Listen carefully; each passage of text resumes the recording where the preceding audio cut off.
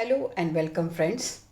I am Dr. Bharati Patnaik, Associate Professor, Department of English, Sitabai Arts, Commerce and Science College, Akola. Today I am going to explain a very famous ballad of John Keats, La Belle Dame's Merci. John Keats was born on 31st October 1795 in London. He was an English romantic poet of the second generation alongside Lord Byron and P.B. Shelley. The eldest of five children, he lost his parents at a young age. In 1811, he became an apprentice to a surgeon, but his heart was not in medicine and he felt that he was born to be a poet. Finally, he abandoned surgery for literature.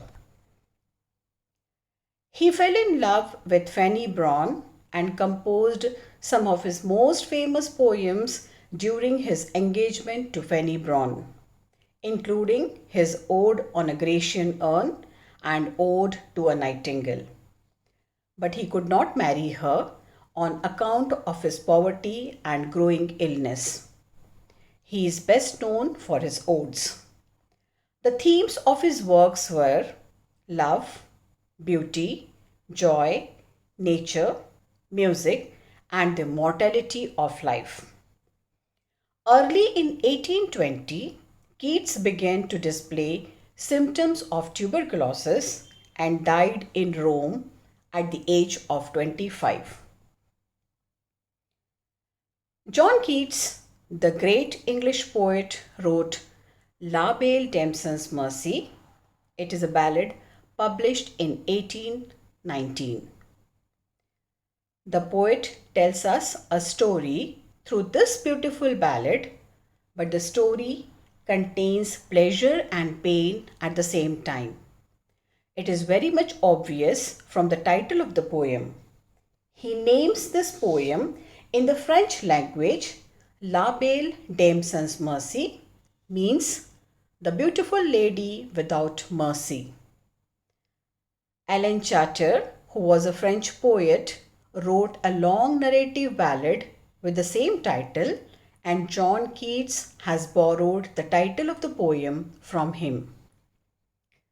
In the shortest possible words, if we narrate a summary of the poem, the poet tells how a knight suffers in the hands of a beautiful lady. A knight always remained a symbol of bravery in almost all books of literature, but in spite of having good strength and standing at the front in the war, the knight suffers the agony of love. The themes of this poem are a magical experience, a mood of enchantment, a quest of journey, a love affair, and loneliness. When John Keats wrote his poem, he feared that his life was unlikely to last much longer. He was experiencing symptoms of the tuberculosis from which he would succumb less than 2 years later, and which had already killed his younger brother Tom. Also significant is the fact that he was involved in a relationship with Fanny Brawne, but Keats knew that his circumstances were such that he could never marry Fanny, and he was clearly suffering from the repressed sexual feelings at the time he wrote his poem. Now let's start with the poem. Oh, what can ail thee, knight at arms, alone and palely loitering? The sedge has withered from the lake, and no birds sing. The poem begins with the poet's question to the knight, oh, what can ail thee? The phrase reflects that the knight is in ail or trouble and distress. The poet asks him why he is sad and wandering alone near the lake where no green grass is left and no bird is singing. The poet directly addresses him and inquires the reason behind his ailment and loneliness. The season described in the poem is that of winter. In literature, winter symbolizes solitude, sorrow, and grief. This also refers to the fact that the knight at arms is in sorrow. Oh, what can ail thee, knight at arms, so haggard and so woebegone? The squirrel's granary is full and the harvest done. In the second stanza, the poet repeats the same question. He asks the knight at arms why he is tired and miserable in appearance. In this stanza, he refers to the winter season by telling that the squirrel is done with collecting its grain and even the harvest is also done. These two symbols also refer to a time of loneliness, coldness, and grief. I see a lily on thy brow, with anguish moist and fever dew, and on thy cheeks a fading rose, fast withered too. The poet tells the knight at arms that there is a lily on his brow, that is, his face is without color and is pale like a lily. There are sweat and pain in his forehead that depicts that the knight at arms is sick. In the final line, the poet says that the color of the knight at arms' face is fading quickly like that of a withered rose. Till here, the poet is talking and raising questions to the knight at arms. I met a lady in the meads, full beautiful, a fairy's child. Her hair was long, her foot was light, and her eyes were wild. Finally, after asking again and again, the speaker gets an answer to his questions. He replies, I met a lady in the meads. Then he describes the beauty of that lady. Knight replied that he met with a lady who was as beautiful as a fairy's child.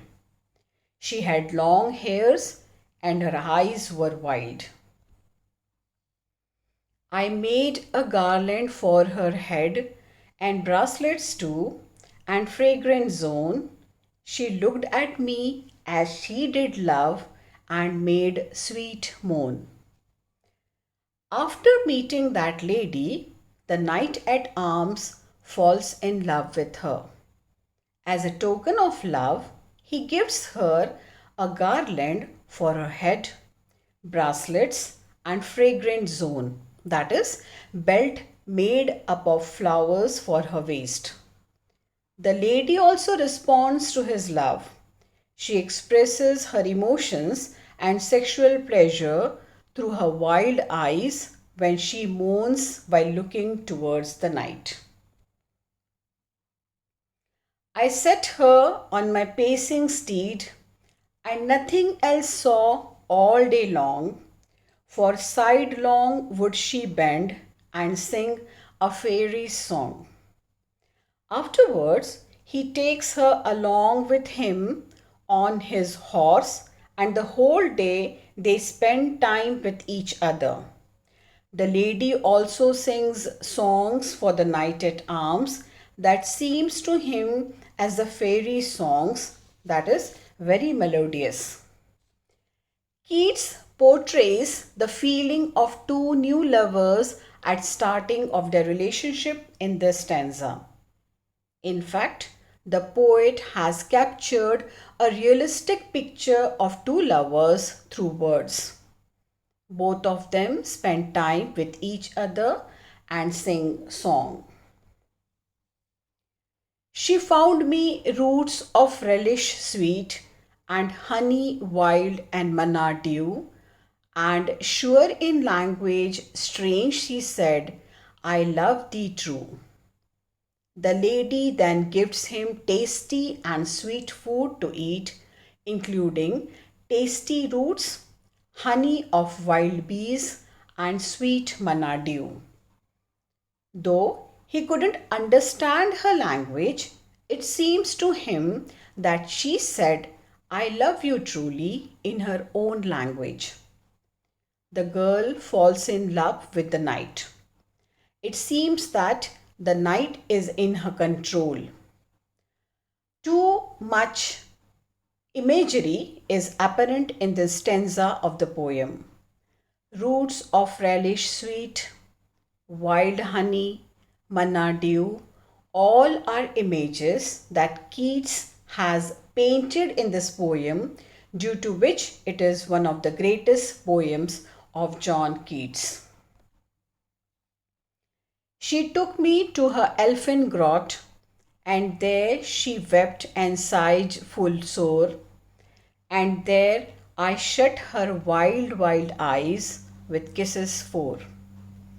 The lady then takes him to her elfin grot, which means small and fairy cave. There she weeps loudly, but the knight at arms do not reveal the reason for it. Perhaps it refers to the way of expressing her love. The knight at arms then kisses her wild eyes and shuts them so that she may sleep with him. Here again, her eyes are depicted as wild.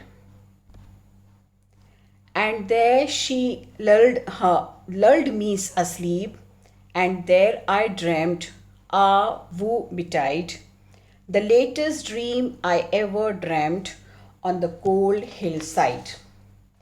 The lady lulls, or in simple words, sends him to sleep. The knight at arms in the dream sees one of the most terrifying dreams on the hillside. Betide is an exclamation that expresses knight at arms' grief and fear. Suddenly, we see an unexpected change. The knight falls asleep and sees a nightmare, an analysis of which is that many kings and princes fall in love with La Belle Dame's Merci. She cheats them all. There is a comparison between love and pain in this stanza. Keats, in one of his poems, says that melancholy dwells with beauty. Best part of the poem is when knight feels himself the luckiest person, but his pleasures are not everlasting. Precisely, if we define meanings of these stanzas, then suffice is to say that sorrows can never be separated from love. I saw pale kings and princes too, pale warriors, death pale were they all. They cried, La Belle Dame's Merci, thee hath in thrall. The knight at arms see kings, princes, warriors who have turned pale and have a dead-like appearance. All of them warn the knight at arms that La Belle Dame's Merci, that is, beware of that lady, because she is without mercy.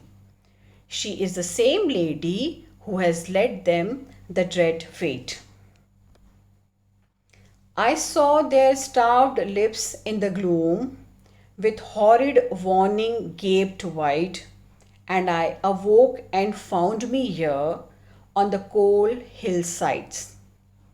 Seeing that starved lips, which were altogether warning him, the knight at arms wakes up at once and finds him alone on the cold hillside. Like John Keats, the knight becomes a victim of love.